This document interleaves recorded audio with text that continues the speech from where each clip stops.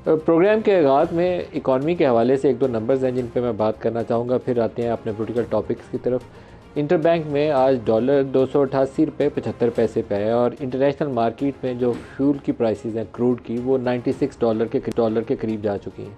तो एक तरफ पाकिस्तान के लिए एक खुशाइंद बात है कि आपका रुपया थोड़ा सा संभलना शुरू हुआ है, लेकिन इंटरनेशनली ऑयल प्राइसेस की वजह से जो इंपोर्ट बिल पे दबाव आएगा और फिर हमें कीमतें भी ट्रांसफ़र करनी पड़ती हैं, वो चीज़ें मैनेजेबल नहीं है पाकिस्तान के लिए। तो दो काम बैक वक्त करने की बहुत ज़रूरत है। एक तो एडमिनिस्ट्रेटिव मेजर्स की वजह से ये जो रुपये की रिकवरी है, इंतज़ामी मामलात की वजह से एक अचानक पाकिस्तान में डॉलरों की बारिश होनी नहीं शुरू हुई, लेकिन जो स्पेकुलेशन की वजह से लोग डॉलर ख़रीद रहे थे और कुछ स्मगलिंग के ऊपर हाथ डाला गया, सिर्फ दो के खौफ की वजह से ये चीज़ रुकी है। तो रुपया असूली तौर पर 250 के करीब जाना चाहिए। जितना जल्दी जाएगा उतना कीमतों के ऊपर दबाव कम होगा। दूसरी तरफ एनर्जी कंजर्वेशन की तरफ जाना पड़ेगा। अगर आपका $70-75 की बजाय 96 या $100 के ऊपर आपको क्रूड मिल रहा हो, तो पाकिस्तान के लिए ये चीज़ अफोर्ड करना बहुत ही मुश्किल है। इंपोर्ट का बिल इतना ऊपर चला जाता है और फिर जब आप पर लीटर प्राइस में इजाफा करते हैं तो उसकी transportation cost, inflationary cost, food items के ऊपर हर पाकिस्तानी के लिए वो तकलीफ़ का सबब बन जाता है। तो हमें एनर्जी कंजर्वेशन मेजर्स जो हैं, दुकानें जल्दी खोलनी है, जल्दी बंद करनी है, स्कूल जल्दी शुरू करने हैं, जल्दी बंद करने हैं, सरकारी दफातर की शिफ्ट्स का क्या करना है, हर एक चीज़ के ऊपर एक एक स्टेप के ऊपर गौर करना पड़ेगा। अदरवाइज़ ये मामला अगर खुला छोड़ेंगे तो वो मिस्टेक्स जो हम पहले कर चुके हैं वो दोबारा दोहराई जाएंगी। करंट अकाउंट डेफिसिट अभी मैनेजेबल है, आपने $1 अरब के नीचे है अभी, लेकिन अगर आप इसको छोड़ेंगे तो दोबारा अगर $8-10 अरब हो जाता है तो हमारे पास $8-10 अरब फाइनेंस करने के लिए नहीं है। तो हमारे जो भी ऊपर बैठे डिसीजन मेकर्स हैं, उनको इन नंबर्स को सामने रख के फैसले करने चाहिए। इलेक्शन, अपने सियासी मौज़ूआत की तरफ आते हैं। इलेक्शन कमीशन ने आज हल्का बंदियों की तफसील जारी कर दी है। तो जो फर्स्ट स्टेप है जिससे यकीन दहानी या निशानदही होगी कि इलेक्शन का अमल आगे बढ़ेगा, जनवरी के आखिर में हो या फरवरी में हो, वो पहला स्टेप आज हो गया। इसके ऊपर इतराज़ात आएंगे, फिर 30 नवंबर तक ये प्रोसेस पूरा होना है। तो वी होप के इलेक्शन जो हैं एंड जनवरी नहीं तो फरवरी तक यकीनन होंगे पाकिस्तान में, वो बेयकीनी का ख़ात्मा होगा। लेकिन सबसे जो पॉपुलर इस वक्त कहा जाता है कि इमरान खान है सियासी लीडर्स के अंदर, उसका अपना सियासी मुस्तकबिल अभी तक वाज़ेह नहीं है। वो इलेक्शन का हिस्सा होंगे, जेल में होंगे, तहरीक-ए-इंसाफ इलेक्शन का हिस्सा होगी, या उसके साथ क्या होगा, क्योंकि निगरान वज़ीर-ए-आज़म के इंटरव्यू के बाद ये सवाल दोबारा से सर उठाने लगे हैं। वैसे तो 9 मई के बाद ही ये सवाल बार बार उठाया जाता है कि जो कुछ पिछले इंतखाबात में 2018 के इंतखाबात में जो कुछ नवाज़ शरीफ के साथ हुआ था, जेल में भी था नवाज़ शरीफ और नाहल भी था नवाज़ शरीफ, वही कुछ इस दफ़ा इमरान खान के साथ होगा। तो आज जो हमारे साथ मेहमान शख्सियात हैं उनसे इसी करेंगे। जो स्टूडियोज़ में हमारे पास तशरीफ़ फरमाएँ, इमरान शफीक साहब मारूफ माहिर कानून है, नईम पंजोथा साहब हैं, वकील हैं पाकिस्तान तहरीक-ए-इंसाफ के, इसके अलावा मोहम्मद ज़ुबैर साहब रहनुमा हैं पाकिस्तान मुस्लिम लीग नवाज़ के। सबको खुशामदीद कहते हैं प्रोग्राम में। ज़ुबैर साहब, आपसे आगाज़ करूँगा। नवाज़ शरीफ की वापसी के ऊपर गिरफ्तारी और दूसरा उनकी नाअहली, ये दो बड़ी तलवारें हैं जिसके सबब शायद अभी बेयकीनी ख़त्म नहीं हो रही। कभी शहबाज शरीफ लंदन जा रहे हैं, कभी आ रहे हैं, फिर तलब किए जा रहे हैं। और दूसरा आपका बयानिया था आर्मी चीफ के मतलब, जिससे फौरी तौर पर 10 कदम आपको भाग के पीछे जाना पड़ा अगर एक कदम आगे उठाया था। क्या बनेगा आपका?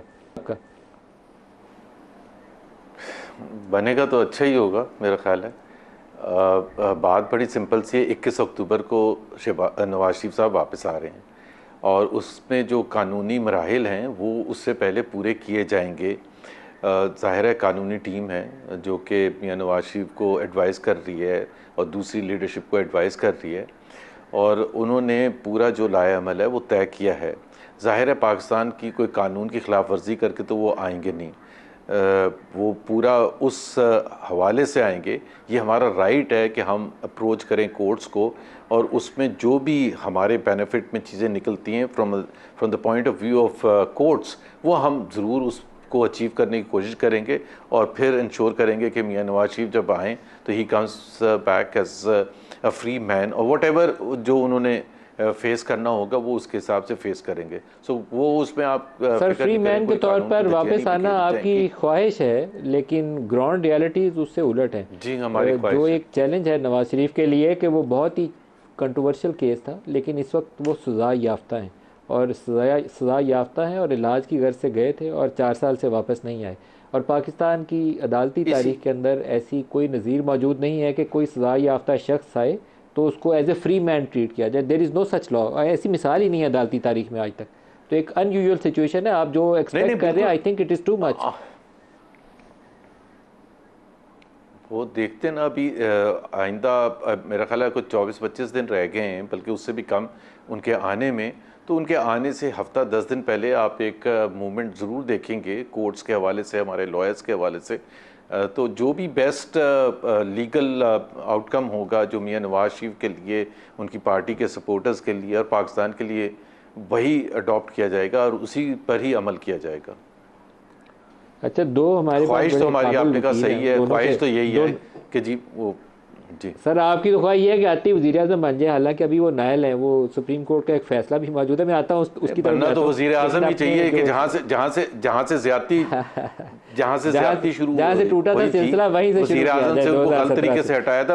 होना तो यही चाहिए, होना तो यही चाहिए कि उनको बुला पहले के नईम ओथ पंजूथा देना से भी चाहिए। पूछ ले, फिर इमरान शफीक से बात करते हैं। नईम पंजूथा साहब, आप बताइएगा, पहले नवाज शरीफ की वापसी एज ए फ्री मैन होगी या आएंगे तो सीधा गिरफ्तारी होगी? लॉ क्या कहता है? क्या अदालती नज़ीर ऐसी है कि किसी सजा याफ्ता शख्स को प्रोटेक्टिव बेल के ऊपर या किसी और सूरत में पहले ही रिहाई दे दी जाए? देखिए, बड़ी मज़ाक़ खेज़ बात है, बहुत शुक्रिया आपका, आपने शो में टाइम दिया। पहली बात तो मैं गुजारिश करता जाऊं कि नवाज़ शरीफ साहब को जो है वो सज़ा हुई और वो जेल में थे और वो लीव लेके गए, जैसे आपने फरमाया 4 हफ़्तों की, और वापस नहीं आए। अदालती इश्तिहारी हैं, अगर उन्होंने वापस आना है तो सीधा जेल जाना है। प्रोटेक्टिव बेल, वापस आएंगे तो सीधा जेल जाएंगे? जी जी, ये तय है? देखें कोई प्रोटेक्टिव, ऐसी अदालती नज़ीर है कि ऐसे केस में किसी को प्रोटेक्टिव बेल दी गई? जी ऐसे केस में कभी जो है मुझे नहीं पता कि कोई अभी ऐसी अपने नज़ीर इमरान हो। साहब से पूछना है, इसलिए आप अपनी पहली सियासी बात- राय दे रहे हैं, ये ज़हन में रखिएगा। देखिए, मेरी बात गुजारिश सुन लें। अगर किसी बंदे के ऊपर मुकदमा दर्ज हो और उसने मुतलका कोर्ट तक रजू करना हो तो हाई कोर्ट से प्रोटेक्टिव बेल ली जाती है कि मैंने उस कोर्ट तक रसाई, अगर मुकदमा दर्ज हो, अगर लेकिन मुकदमा अगर सजा हो चुकी हो और अगर सज़ा हुई है और वो जेल के अंदर है, तो जेल से अगर वो बाहर गया है मेडिकल पे तो वापस आएगा तो जेल में आएगा। उसको प्रोटेक्टिव बेल तब मिलती है कि उसने एक्सेस हासिल करनी हो, फिर देखा जाएगा कि उसकी बेल कन्फर्म होती है नहीं होती। इस वक्त जो सज़ा है उनकी इनफील्ड है। पहले देखना होगा कि जो 426 की एप्लीकेशन उन्होंने देनी है हाई कोर्ट में, प्रोटेक्टिव बेल की, suspension of sentence, suspension of sentence की, जी, वो अभी फाइल नहीं हुई है। उसमें वो फाइल होगी, वो सज़ा सस्पेंड होगी, तब उनकी बेल होगी। बेल उनको नहीं मिल सकती जब उनकी बेल हुई नहीं है, तो फिर प्रोटेक्टिव बेल कैसे मिल सकती है जब वो सज़ा के अंदर है? ज़बरदस्त है। दूसरे नंबर पर जी, जो आपने ये बात की कि इलेक्शन के हवाले से, नहीं अभी नहीं, उस पर पहले ये वाला इशू डिस्कस कर लें। इमरान साहब, ये जो 426 है, मुझे तो ये समझ नहीं आता, लेकिन इन्होंने सस्पेंशन ऑफ सेंटेंस की बात की है, लेकिन एक शख्स जो पाकिस्तान है ही नहीं, एब्सकॉन्डर के तौर पर इस वक्त ट्रीट किए जाएंगे। हालांकि वो कंट्रोवर्शियल जजमेंट है, लेकिन इस वक्त वो सज़ा याफ्ता मुजरिम के तौर पर है, मुलजिम ही नहीं, मुजरिम के तौर पर उनको कंसिडर किया जाएगा। तो वापसी पे क्या प्रोटेक्टिव बेल होगी? असूली तौर पर क्या तरीकाकार होगा? जेल जाएंगे? एक हमें राजा सलमान अकरम राजा साहब ने कहा कि एक तरीका दरमियानी हो सकता है कि वो आएँ तो सीधा अस्पताल चले जाएँ, क्योंकि बीमार हैं, तो अस्पताल के अंदर रहते हुए अदालत को दरख्वास्त करें, वो उनके लिए सब जेल डिक्लेयर कर दिया जाएगा, तो वहीं से दरख्वास्त करें अदालत को और अदालत उनका अपील लगा के केस सुन ले तो मामला उनका आगे चल जाए। आप बताइए, क्या ये तरीकाकार पॉसिबल है कि अस्पताल रहते हुए ये तरीकाकार अपनाएं? हो देखिए, सबसे पहली बात तो ये है कि मियाँ साहब जब पाकिस्तान से बाहर गए थे, इनकी एब्सकॉन्डर जो आप कहते हैं, इस पर ज़रा